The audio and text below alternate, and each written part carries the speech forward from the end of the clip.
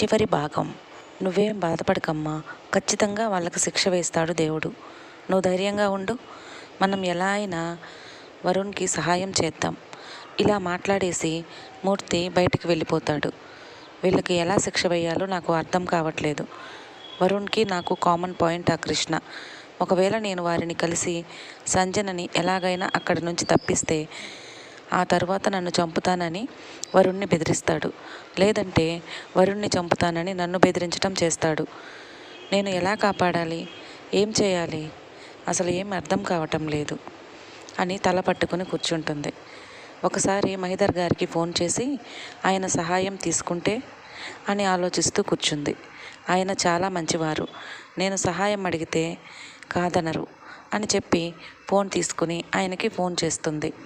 కానీ ఆయన phone lift చేయకపోయేసరికి ఈ విషయం ఫోన్లో మాట్లాడే కన్నా ఆయనతో వెళ్ళి డైరెక్ట్గా మాట్లాడితే మంచిది అని చెప్పి ఆయన దగ్గరకు బయలుదేరుతుంది. మహిధర్ గారి దగ్గరకు వెళ్ళిన కొంచెం సేపటి తర్వాత వరుణ్కి ఫోన్ చేసి, వరుణ్, ఇప్పుడు ఎక్కడున్నావు? నేను స్టేషన్లో ఉన్నాను నందు. ఏమైంది? ఏమైనా ఇంపార్టెంటా? అవును, చాలా ఇంపార్టెంట్. నీకు సంజన ఎక్కడ ఉందో తెలుసు కదా? తెలుసు నందు. సరే పద, అక్కడికి వెళ్దాం. వెంటనే బయలుదేరి వచ్చేసేయ్, ఆలస్యం చెయ్యొద్దు అని మరో మాట మాట్లాడకుండా ఫోన్ పెట్టేస్తుంది. ఇదేమిటి, నందు ఫోన్ చేసి సంజన ఉన్న చోటుకి వెళ్దామంటుంది? అక్కడ అసలే చాలా సెక్యూరిటీ ఉంది కదా, లోపలికి ఎలా వెళ్తుందో? అయినా నందు ధైర్యం ఏమిటి? సరే, నందు చెప్తుంది కదా, ఒకసారి వెళ్ళి చూద్దామని కానిస్టేబుల్కి ఫోన్ చేసి ఆ బంగ్లా చుట్టూ సెక్యూరిటీగా ఉండమని, వెంటనే ఏదైనా ఎమర్జెన్సీ ఉంటే ఫోన్ చేస్తాను అని చెప్పి అందరినీ అరేంజ్ చేసి నందు రమ్మన్న చోటికి వెళ్తాడు. ఏంటి నందు, సంజన దగ్గరికి వెళ్ళటం ఏంటి? ఒక్కసారి కనుక ఆ కృష్ణకు దొరికామంటే ఇద్దరిని చంపేస్తాడు. నువ్వేం భయపడకు వరుణ్, మనం ఆ బంగ్లాలోకి వెళ్తున్నాం, సంజనని తీసుకుని వస్తున్నాం, నువ్వేం ఆలోచించకు అని చెప్పి మెల్లగా ఇద్దరు నడుచుకుంటూ గేట్ దగ్గరకు వస్తారు. అక్కడున్న సెక్యూరిటీ అంతా అలర్ట్ అయ్యి వెంటనే అందరూ గన్స్ తీసుకుని వాళ్ళ చుట్టూ నిలబడతారు. అందులో ఒకడు, ఎవరు మీరు? ఇక్కడికి ఎందుకు వచ్చారు? అన్న, వీళ్ళతో మాటలు అనవసరం, ఇక్కడే వేసేద్దాం. వరుణ్ ఒక్కొక్కళ్ళని కొట్టడం మొదలుపెట్టాడు. కానీ అంతమంది ఉండేసరికి కొట్టలేకపోతున్నాడు. బయట గట్టిగా శబ్దాలు రావటం వల్ల కిటికీలో నుంచి తొంగి చూసిన సంజన వీళ్ళందరినీ కొడుతున్న మధ్యలో వరుణ్కి కూడా కొన్ని దెబ్బలు తగులుతున్నాయి. ఇదంతా చూస్తూ ఉంటే సంజనకి వరుణ్ని ఎలా కాపాడాలో తెలియటం లేదు. వెంటనే డోర్ దగ్గరకు వచ్చి ఓపెన్ చేద్దామని ప్రయత్నించింది. కానీ ఎంత ప్రయత్నించినా తన వల్ల కాలేదు. భాస్కర్కి ఫోన్ చేద్దామని అనుకున్నా కూడా తన దగ్గర ఫోన్ లేకపోవటంతో తనని కొట్టొద్దు అని గట్టిగా అరుస్తుంది. రౌడీలు మాత్రం సంజన అరుపులు ఏం పట్టించుకోకుండా వరుణ్ని కొడుతున్నారు. వెంటనే వరుణ్ దగ్గర నుంచి ఒక మెసేజ్ ఆ కానిస్టేబుల్కి వెళ్ళిన వెంటనే అందరూ అక్కడికి వస్తారు. ఇక ఒకరిని ఒకరు కొట్టుకోవడం మొదలుపెట్టారు. ఇదంతా చూస్తూ తట్టుకోలేక సంజన, మీరు గనుక వరుణ్ణి వదలకపోతే నేను అని వెంటనే ఒక గ్లాస్ ముక్క కనిపిస్తుంది. అది మెడ దగ్గర పెట్టుకుని కిటికీలో నుంచి బయటకు చూస్తే, దీంతో నేను కోసుకుని చచ్చిపోతాను అని గట్టిగా అరుస్తుంది.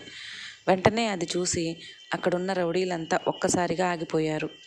వెంటనే ఆ కానిస్టేబుల్స్ అందరూ వచ్చి రౌడీలను అరెస్ట్ చేసి వ్యాన్లోకి ఎక్కించుకొని తీసుకుని వెళ్ళిపోతారు. ఇదంతా ఎవరో ఫోన్ చేసి కృష్ణ గారికి చెప్పటంతో కోపంతో ఊగిపోతూ ఉంటాడు. కృష్ణ గారికి తెలిసిన వెంటనే భాస్కర్ కూడా తెలుస్తుంది. వెంటనే భాస్కర్ వరుణ్కి ఫోన్ చేసి, ఏం చేస్తున్నావు వరుణ్? నేను చెప్పాను కదా, కృష్ణకు తెలియకుండా మనం ఎలాగోలాగా సంజనని తప్పిద్దామని.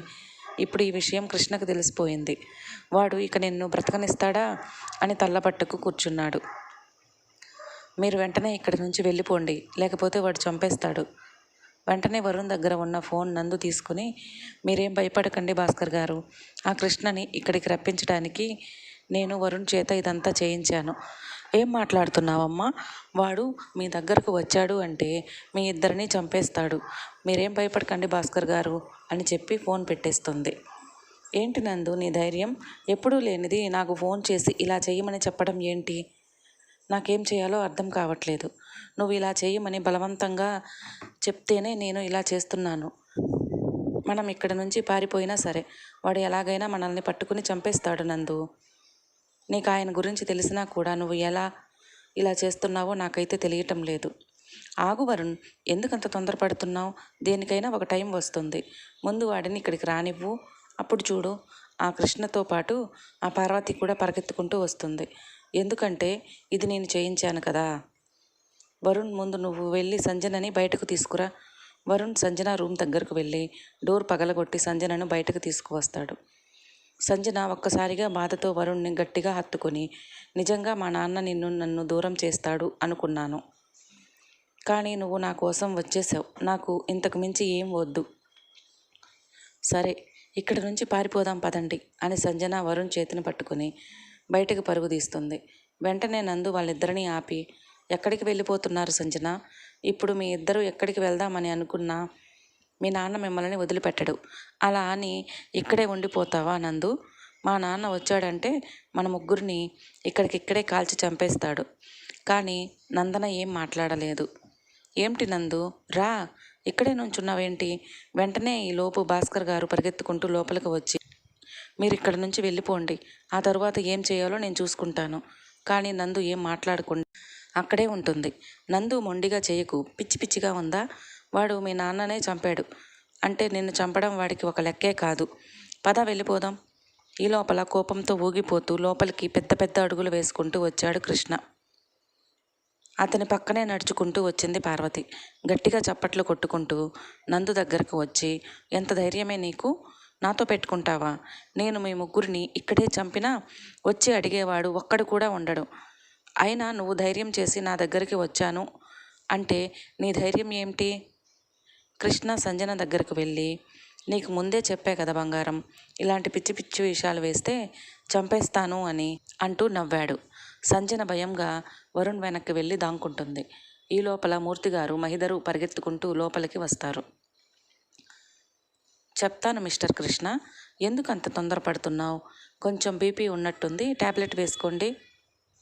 నందు ఇలా మాట్లాడటం ఎవరూ ఊహించలేదు. ఒక్కసారిగా అందరూ ఆశ్చర్యంగా నందు వైపు చూశారు. మీరు చేసిన మోసాలు అన్నీ ఒక్కొక్కటిగా బయటకు వస్తాయి. ఇవాళ అందరి లెక్కలు తేల్చేస్తాను మిస్సెస్ పార్వతి అని గట్టిగా నవ్వుతుంది. నందు బిహేవియర్ ఎవ్వరికీ అర్థం కావట్లేదు. సంజన మరియు వరుణ్ ఏమీ అర్థం కానట్లు తన వైపు అయోమయంగా చూస్తూ నుంచున్నారు. ఏం జరుగుతుంది వరుణ్? నందు ఎందుకు ఇలా ప్రవర్తిస్తుంది అని చిన్నగా అంటుంది సంజన. నాకేం తెలుసు సంజన, తను ఎందుకు ఇలా ప్రవర్తిస్తుందో నాకు కూడా తెలియటం లేదు. నందు అటు ఇటు తిరుగుతూ, ముందుగా ఎవరితో మొదలు పెడదాం? మూర్తి గారితో మొదలు పెడదాం. మూర్తి గారు ఒకసారి ఇలా వస్తారా? ఆయన మీద చెయ్యి వేసి, ఈయన పాపం ఎంత మంచివారంటే నా ప్రతి కష్టంలోనూ తోడుగా ఉన్నారు. ఎప్పుడు ఒక్క మాట చెబుతూ ఉండేవాళ్ళు, ఆ దేవుడు నాకు అన్యాయం చేసిన వాళ్ళని శిక్ష వేస్తాడు అని. నేను చేసే ప్రతి ఒక్క విషయం కూడా మూర్తిగారికి తెలుసు. ఏం మూర్తిగారు, ఏమంటారు? అరే మాట్లాడండి మూర్తిగారు, ఎందుకు అంత సైలెంట్గా నుంచున్నారు? అవునమ్మా అంటాడు మూర్తి. అది మా మంచి మూర్తిగారు అని చెప్పి ఆయన ఎదురుగా వచ్చి నుంచుని గట్టిగా చెంప చెల్లుమనేలా కొడుతుంది. ఒక్కసారిగా అందరూ ఆశ్చర్యంగా అలా నుంచుని చూస్తూ ఉంటారు. నేను ఎందుకు కొట్టానా అని ఆలోచిస్తున్నారా మిస్టర్ మూర్తి? మూర్తి చెంప మీద చెయ్యి వేసుకుని నందు వైపు అలా చూస్తూ ఉంటాడు. ఇంకొంచెం సేపు అలానే నుంచోండి, మళ్ళా వస్తాను అని నెక్స్ట్ ఎవరబ్బా అని నడుచుకుంటూ మహిదర్ దగ్గరకు వెళ్తుంది.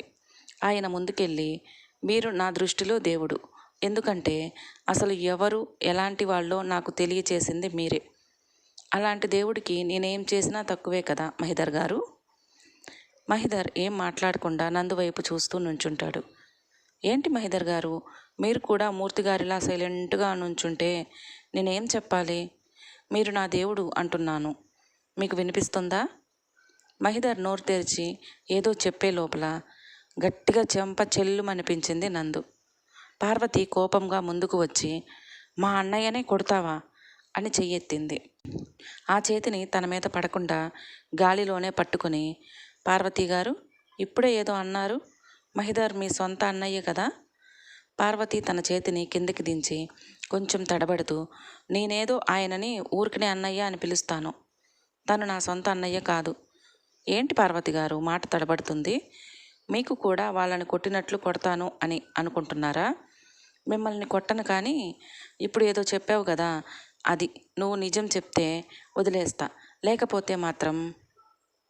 ఏంటే నన్ను బెదిరిస్తున్నావా? ఒక్కసారి చెప్తే అర్థం కాదా? నీకు నోటితో చెప్తే అర్థం కాదు అనుకుంటా అని పార్వతి ఒక్కసారిగా చెయ్యి పైకి లేపుతుంది. ఇదేంటి నన్ను కొట్టలేదు అని కళ్ళు మెల్లగా తెరిచి చూస్తే పూజ నుంచుని ఉంది. వెంటనే పూజని నందు తన వైపు గట్టిగా లాగి గొంతు మీద కత్తి పెట్టి, ఇప్పుడు నిజం చెప్పు పార్వతి. పార్వతి భయంగా, తనని ఏం చెయ్యొద్దు ప్లీజ్. మరి నిజం చెప్పాలి కదా బేబీ అని పూజ మెడ మీద ఉన్న కత్తిని ఇంకొంచెం బిగించి పట్టుకుంటుంది. అవును అవును, ఆయన మా సొంత అన్నయ్య. చూసారా మహిధర్ గారు, మీ సొంత చెల్లి, అసలు వీడు మా అన్నయ్యే కాదంటుంది. మహిధర్ ఏం మాట్లాడకుండా అలా సైలెంట్గా నుంచుని చూస్తూ ఉన్నాడు. కృష్ణ ఇదంతా చూస్తూ ఇంకా తట్టుకోలేక, అసలు నీకు కొంచెమైనా బుద్ధి ఉందా? కొంచెం పెద్దవాళ్ళంటే గౌరవం మర్యాద నేర్పలేదా మీ బాబు? నీకన్నా ఎన్నో ఏళ్ళ అనుభవం మరియు వయసు ఉన్న వాళ్ళని పట్టుకుని కొడుతున్నావు. అయితే ఏంటి? అవును మహిధర్, పార్వతి సొంత అన్నయ్యే అయితే ఏంటిప్పుడు? ఏం పీకుతావో పీక్కో. ఇందాకటి నుంచి చూస్తున్నాను, నీ ఇష్టం వచ్చినట్లు ప్రవర్తిస్తున్నావు. ఆగండి కృష్ణ గారు, వీళ్ళందరూ అయిపోయారు, ఇక లాస్ట్కి మిగిలింది మీరే. మీ లెక్కలు కూడా తీరుస్తాను, బాధపడకండి, కొంచెం శాంతించండి. పార్వతి వెంటనే పూజ దగ్గరకు వెళ్ళి, అమ్మా పూజ, నీకేం కాలేదు కదా అని మొత్తం తడిమి చూస్తుంది. పూజ తలదించుకుని ముట్టుకోవద్దు అన్నట్లు ఒక్క అడుగు వెనక్కి వేస్తుంది. పూజ ప్రవర్తన ఏమీ అర్థం కాక, ఏంటమ్మా పూజ, ఏం జరిగింది? ఇదేమైనా నిన్ను భయపెట్టిందా లేక బెదిరించిందా? దాని మాటలు ఏమీ నమ్మకు, అన్నీ ఒట్టి మాటలే. ఎందుకిలా ఉన్నావు? ఎందుకు ఈ అమ్మతో మాట్లాడటం లేదు? అమ్మ, నాకు ఏం జరిగిందో మొత్తం తెలుసు. నాన్నని ఎందుకు చంపించావు? ఏం మాట్లాడుతున్నావు పూజ? నీకు ఇవన్నీ ఏం తెలియవు. అది చెప్పేవన్నీ ఒట్టి మాటలే. మనం తర్వాత మాట్లాడుకుందాం. ఏంటి పార్వతి గారు, సొంత కూతురు అడుగుతుంటే మాట దాటేస్తున్నారు. భయంగా ఉందా? ఆ రోజు నాది పూజది చిన్నప్పుడు ఫోటో ఎక్కడో చూస్తానో అని భయపడ్డారు కదా. ఆ ఫైల్లో పూజది పెద్దయ్యాక ఉన్న ఫోటో కూడా ఉంది. ఆ చిన్నప్పటి ఫోటో కనపడిన తరువాత ఫైల్ని పక్కన పెట్టేశాను. కానీ ఎప్పుడైతే ఆ ఫైల్ని మహిధర్కి ఇచ్చే ముందు రోజు ఇంకొకసారి ఆ ఫైల్లో వెతికి చూస్తే పూజ పెద్దయినాక ఉన్న ఫోటో కూడా కనిపించింది. పాపం పూజకి నువ్వు చేసిన దుర్మార్గాలేవీ తెలియదు. పూజ అంత దుర్మార్గురాలేం కాదు. ఆ రోజు అనుకున్నాను పూజ ఫోటో కనిపిస్తే ఏంటి అని, కానీ మీరే నాకు ఒక రకంగా క్లూ ఇచ్చారు. ఆ ఫైల్తో పూజ నా చెల్లి అని తెలిస్తే ఏమవుతుంది అని ఆలోచించాను. ఆ తరువాత అర్థమైంది, నేను గనుక పూజ నా చెల్లి అని తెలిస్తే ఎక్కడ మా నాన్నని చంపిన వారిని కనిపెట్టి తరువాత చెప్తాను అని. మీరు అనుకున్నట్లే ఒకరోజు పూజ దగ్గరకు వెళ్ళి జరిగింది మొత్తం చెప్పాను. కానీ తను నమ్మలేదు. ఆ రోజు ఇంటికి వచ్చి ఎన్నో మాటలు నా గురించి మా నాన్న గురించి అని వెళ్ళిపోయారు కదా మిస్సెస్ పార్వతి. ఆ రోజు తనకు క్లారిటీ వచ్చింది. నీ అంతట నువ్వే వచ్చి వలలో చిక్కుకుంటావని అస్సలు అనుకోలేదు కదూ పార్వతి గారు. పూజకి నాలానే నాన్న అంటే చాలా ఇష్టం. కానీ దేవుడి దయ వల్ల మొత్తం నీ బుద్ధులు రాలేదు, కొంచెం ఆ పొగరు తప్ప. మా నాన్న మీ నుంచి బయటకు వచ్చినా కూడా చిన్న కూతురు మీద ప్రేమతో తను ఏ స్కూల్లో చదివింది తెలుసుకుని కూతురుని అప్పుడప్పుడు వెళ్ళి కలిసి వచ్చేవాడు. పూజ నేను చెప్పింది నమ్మటానికి బలమైన కారణం మా నాన్న తనకి కిడ్నీ ఇవ్వటం. ఆ విషయం కూడా పార్వతి పూజ దగ్గర చెప్పలేదు. కానీ పూజ నమ్మటానికి నేను చాలా కష్టపడ్డాను. ఇప్పుడు చెప్పు పార్వతి, నీ కూతురికి మొత్తం. అమ్మ పూజ, అది చెప్పింది మొత్తం అబద్ధాలు. అమ్మ కదా, నా మాట విను తల్లి. అవునమ్మా, అమ్మవి కదా, అందుకే ఎన్ని సంవత్సరాలు నువ్వు చెప్పిందే విన్నానమ్మా. నాన్న నా కోసం స్కూల్కి వచ్చినప్పుడు సింపతి కోసం అనుకున్నాను, కానీ అది నా మీద ఉన్న ప్రేమతో అనుకోలేదు. అయినా నాన్న మనకి ఆస్తి ఇవ్వలేదు అని నువ్వు అనుకుంటున్నావు, కానీ నందు అక్కకి ఎంత ఇచ్చాడో నా పేరు మీద కూడా అంతకంటే ఎక్కువగా ఇచ్చాడు. అయినా మీకు ఇదంతా చేస్తున్నప్పుడు కొంచెం కూడా సిగ్గు అనిపించలేదా? ఇదంతా నడిపించింది మొత్తం పాపం శేఖర్ మీదకు తోసేశారు. మామయ్య, నీకు కొంచెం కూడా తప్పనిపించలేదా? శేఖర్ గురించి అక్కకు అన్ని అబద్ధాలు చెప్తున్నప్పుడు నందు బయటకు వెళ్ళి శేఖర్ని మెల్లగా నడిపించుకుంటూ లోపలికి తీసుకువచ్చింది. శేఖర్ వస్తున్నాడు అని ఊహించని వీళ్ళంతా భయంగా చూస్తూ ఉన్నారు. ఏం జరిగిందో మొత్తం చెప్పు శేఖర్. ఇక్కడున్న ప్రతి ఒక్కరికి ఈ నిజం తెలియాలి. చెప్పే ముందు మీకు సారీ చెప్పాలి నందు. ఈ దుర్మార్గులు అంతా కలిసి నా చేత ఇంత పని ఇస్తారు అని నేను కలలో కూడా అనుకోలేదు. ఫస్ట్ నుంచి మహిదర్ గారు అంటే నాకు ఎంతో గౌరవం. నేను అడిగిన వెంటనే కంపెనీ పెట్టడానికి ఆయన సహాయం చేశారు. ఒకరోజు నా దగ్గరకు వచ్చి చిన్న సహాయం చేయాలి శేఖర్ అన్న వెంటనే నేను ఏమీ ఆలోచించకుండా ఒప్పుకున్నాను. కంపెనీ పెట్టిన తరువాత ఆయన నన్ను అడిగిన మొదటి హెల్ప్ ఇది. అందుకే అతను అడిగిన దానికి కాదనలేకపోయాను. అప్పుడు వాళ్ళు నాకు ఒక బ్యాగ్ ఇచ్చి ఒక కారులో పెట్టమని చెప్పారు. నేను ఇంతకీ ఆ బ్యాగ్లో ఏముందో అని తెలుసుకుందామని తీయబోతే ఈ లోపల మూర్తి వచ్చి ఆ బ్యాగ్ తీసుకుని ఆ కారులో పెట్టి నేను పెట్టమని చెప్పాను అని మీ నాన్నతో చెప్పి అక్కడి నుంచి వెళ్ళిపోతాడు. ఆ బాంబు పెట్టిన తరువాత నుంచి వీళ్ళంతా ఆ కారుని ఫాలో అవుతూ వచ్చారు. కారులో ఏదో సౌండ్ వస్తున్నట్లు అనిపించింది. కారు సైడ్కి ఆపారు మీ నాన్న. ఆ బ్యాగ్ తీసి చూస్తే ఆయనకి బాంబు కనిపించింది. మీ నాన్న ఆ బ్యాగును బయటకు పడేద్దాము అనుకునే లోపలే వీళ్ళు వెంటనే ఆ బాంబుకు సంబంధించిన స్విచ్ ఆన్ చేశారు. ఇక వెంటనే మీ నాన్నగారు అక్కడికక్కడే చనిపోయారు. ఇదంతా నాకు మొన్నటి వరకు కూడా తెలియదు నందు. వీళ్ళు నన్ను తీసుకుని వెళ్ళి కట్టిపడేసి చంపేద్దామనుకున్నారు. కానీ అసలు ఏం జరిగిందో తెలుసుకోవాలని చాలా ప్రయత్నం చేసిన తరువాత కొంతమంది ద్వారా నాకు ఈ విషయం తెలిసింది. అప్పుడు అర్థమైంది. నువ్వు ఆ రోజు గొడవ పడ్డప్పుడు మా నాన్నను చంపింది నువ్వే అని అన్నప్పుడు నాకు ఏమీ అర్థం కాలేదు. ఈ విషయం తెలిసిన తరువాత నా మీద నాకే అసహ్యం వేసింది. ఆ కృష్ణ ఇల్లీగల్గా జరిపే బిజినెస్ మొత్తం నాకు తెలుసు. వీడిని వదిలిపెట్టకూడదు. మహిదర్ దగ్గరకు వచ్చి మిమ్మల్ని నేను ఎంతో నమ్మాను, కానీ నన్ను ఒక దోషిలా నిలబెట్టాలని చూశారు. కానీ ఎవరిని వదిలిపెట్టను. నందు మూర్తి దగ్గరకు వచ్చి ఇన్ని రోజులు శేఖర్ కంపెనీలో ఉండి ప్రతి ఒక్క విషయం తన ప్రతి ఒక్క కదలిక వీళ్ళకి తెలియచేస్తున్నావు. ఆ రోజు నువ్వు కిడ్నాప్ అయ్యావని నన్ను నమ్మించి మళ్ళీ నేను ఉన్న చోటు తెలుసుకుని నా దగ్గరికే వచ్చావు. నా దగ్గరకు వచ్చిన తర్వాత నుంచి నీలో నాకు మార్పు కనిపించింది. అతి వినయం, తెలుసుకోవాలని తాపత్రయం ఎక్కువైంది. అందుకే ఆ రోజు వరుణ్కి ఫోన్ చేసి నువ్వు ఏం చేయాలనుకున్నా అది ఎవరికీ చెప్పొద్దు అని చెప్పాను. కానీ నిన్ను ఎప్పుడూ ఇంతలాగా అనుమానించలేదు. ఎందుకంటే నువ్వు నా సొంత బాబాయి అనుకున్నాను. కానీ మా నాన్న చావడంలో నీది పెద్ద హస్తమే ఉందని తెలిసి నీ మీద అసహ్యం వేసింది. ఎన్నిసార్లు బాబాయ్ బాబాయ్ అని పిలిచినా నీలో కొంచెం కూడా మార్పు రాలేదు చూడు. ఛీ, నీది ఒక బ్రతికేనా? కృష్ణ చప్పట్లు కొట్టుకుంటూ ముందుకు వచ్చి ఆఖరికి మా గురించి మొత్తం తెలిసిపోయింది కదా. నిన్ను, శేఖర్ని, ఆ వరుణ్ గాడిని, సంజనని ఇక్కడే చంపేస్తాను. పూజ అంటావా, కొన్ని రోజులకు అదే మర్చిపోతుంది.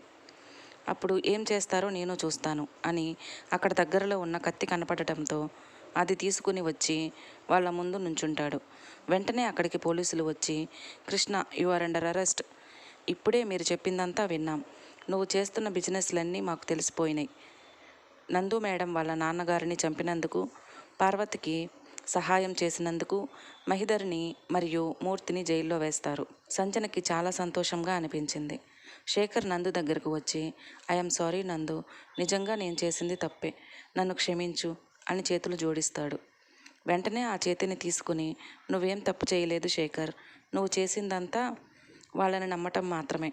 మా నాన్న కూడా నిన్ను తప్పుగా అర్థం చేసుకున్నారు. అయినా ఇదంతా నీకు ఎలా తెలిసింది? నేను మహిదర్ని కలవటానికి పూజతో వెళ్ళాను. అప్పటికే ఆయన ఫోన్లో మాట్లాడటం విని శేఖర్ని పూజ సహాయంతో తప్పించాను. అందరూ చాలా హ్యాపీగా ఉన్నారు. వీళ్ళందరూ కలిసి పూజ దగ్గరకు వచ్చి ఏంటి పూజ, బాధగా ఉందా? లేదక్క, ఇన్నాళ్ళు నాన్న ఒక మూర్ఖుడని, దుర్మార్గుడు అని నమ్మాను. మా అమ్మ చెప్పిందే నిజమనుకున్నాను, కానీ ఇలా జరుగుతుంది అనుకోలేదు. పర్వాలేదక్క, ఖచ్చితంగా ఇలాంటి వాళ్ళని వదిలిపెట్టకూడదు, పెద్ద శిక్ష వేయాలి. సారీ అక్క, ఆ రోజు ఆఫీస్లో నీతో అలా మాట్లాడినందుకు. అలా మాట్లాడకుండా ఉండాల్సింది. నువ్వు ప్రతి దానిలోనూ నన్ను అర్థం చేసుకుంటూ ఈ నరకంలో నుంచి బయటకు తీసుకువచ్చావు. పర్లేదు పూజ, ఇక నుంచి నువ్వు నాతోనే ఉంటావు. ఏంటి భాస్కర్ గారు అలా బొమ్మల నుంచుండిపోయారు? నాకేం మాటలు రావట్లేదమ్మా. ఫస్ట్ టైం నా జీవితంలో ఆ కృష్ణగాడు భయపడటం చూశాను. ఇప్పుడు నాకైతే చాలా ప్రశాంతంగా ఉంది. దొంగ సచ్చినోడు రోజు నా మీద అరుస్తూనే ఉండేవాడు. ఆ రాక్షసుడికి ఇప్పుడైనా శిక్ష పడింది, అది చాలు. అందరూ అలా నవ్వుకుని సంతోషంగా ఎవరింటికి వాళ్ళు వెళ్ళిపోయారు. కథ ముగిసింది. Happy ending.